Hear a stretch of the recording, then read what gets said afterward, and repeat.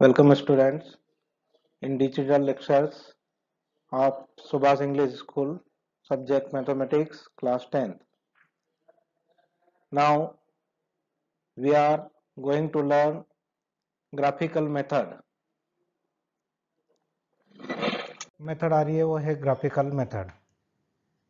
जिस तरह से अपन ने substitution method, elimination method, cross multiply method solve करी थी, उसी का एक हिस्सा और आ रहा है ग्राफिकल मेथड। इस मेथड में अपने पास जो जनरल इक्वेशन होती है लीनियर इक्वेशन की, वो होती है a1x plus b1y equal to c1 and a2x plus b2y equal to c2।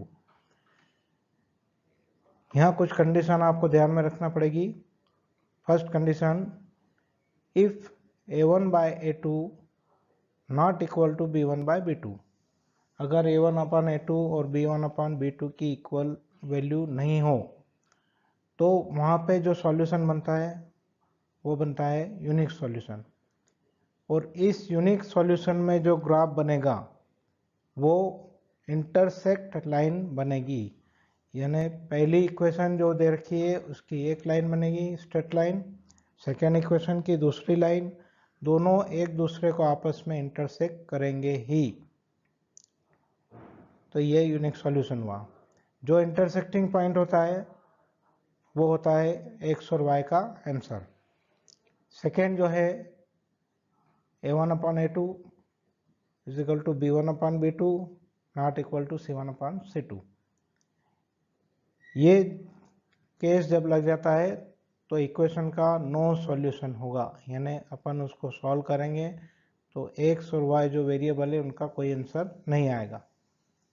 ठीक है। और इसमें जो अपना ग्राफ बनेगा वो बनेगी पैरेलल लाइन, दोनों लाइन आपस में कभी इंटरसेक्ट नहीं करेगी।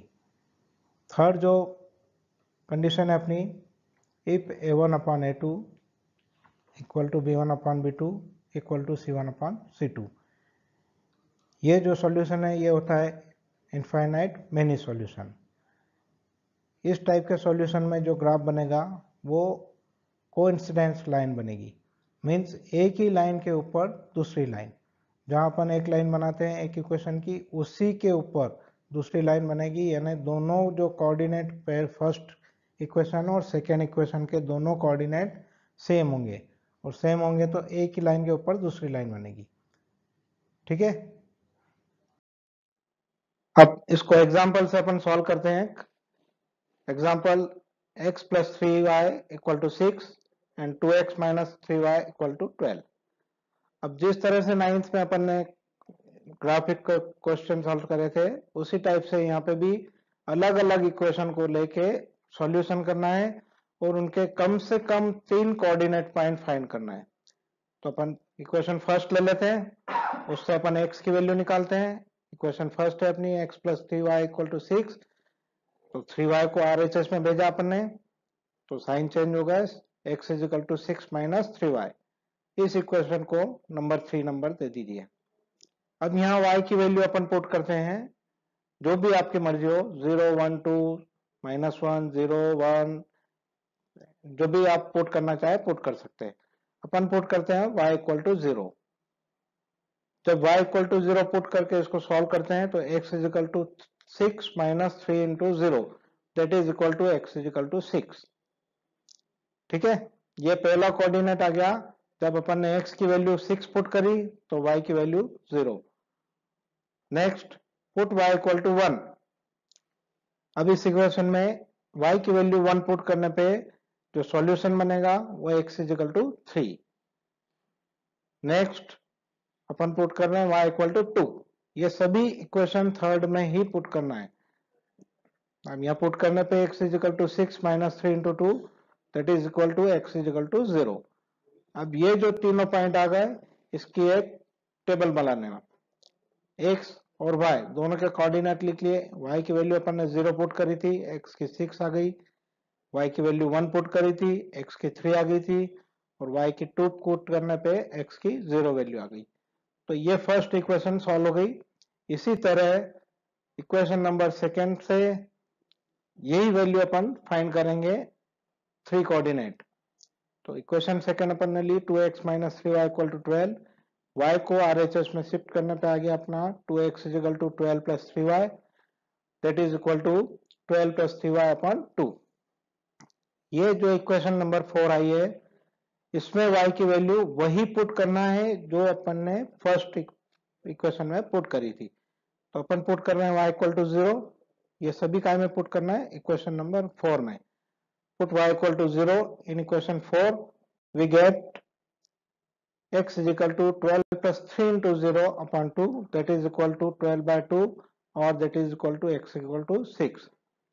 Similarly, again put करेंगे अपन x y is equal to 1 in equation 4, सभी 4 में ही पुट करना है।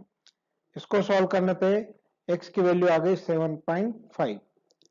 सिमिलरली y की वैल्यू 2 पुट करने पे वो भी 4 में पुट करना है, x की वैल्यू फाइंड करने पे आई अपनी x इक्वल टू 9। इसकी भी आप टेबल बना लीजिए, x और y की वैल्यू अपन ने 0 पुट करी तो x की वैल्यू आई थी 6, y की वैल्यू 1 पुट करने पे x की वैल्यू 7.5 और y की वैल्यू 2 पुट करने पे x की वैल्यू 9। अब ये जो कोऑर्डिनेट आए इनसे अपन ग्राफ बनाते हैं। तो ग्राफ बनाने के लिए x एक्सिस y एक्सिस आपको मालूम है, वहां पे आप नंबरिंग कर दीजिए। अब जो कोऑर्डिनेट अपने पास थे, पहला था x की वैल्यू 6 और y की वैल्यू 0, तो जहां पे x की वैल्यू 6 आ रही, y की वैल्यू 0 आ रही है इस पॉइंट पे। सेकेंड जो वैल्यू आई थी अपनी, उसका ग्राफ बनाया अपन ने, वैल्यू आई थी अपनी 3 और 1, इसका ग्राफ बनाया। थर्ड वैल्यू आई थी 0 और 2, तो ये इन सभी पॉइंट को मिलाते हुए एक बन गई अपनी स्ट्रेट लाइन।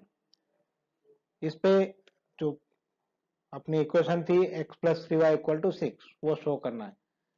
अब सेकेंड इक्वेशन का ग्राफ बनाया अपन ने, तो पहली वैल्यू वही है दोनों की, देखो 6 और 0। सेकेंड वैल्यू जो भी आई थी 7.5 और 1, लास्ट वैल्यू आई थी 0 और 2। तो ये वैल्यू अपन ने इससे भी ग्राफ बना दिया, दोनों एक पॉइंट पे इंटरसेक्ट कर रहे हैं, वो पॉइंट है 6 और 0। तो यहाँ पे आंसर आया x इक्वल टू 6 और y इक्वल टू 0। ये आपका सॉल्यूशन हुआ। ठीक है, अब आप जो भी कमेंट्स आपके प्रॉब्लम हो तो कमेंट बॉक्स में कमेंट कर लीजिए, पूछ लीजिए।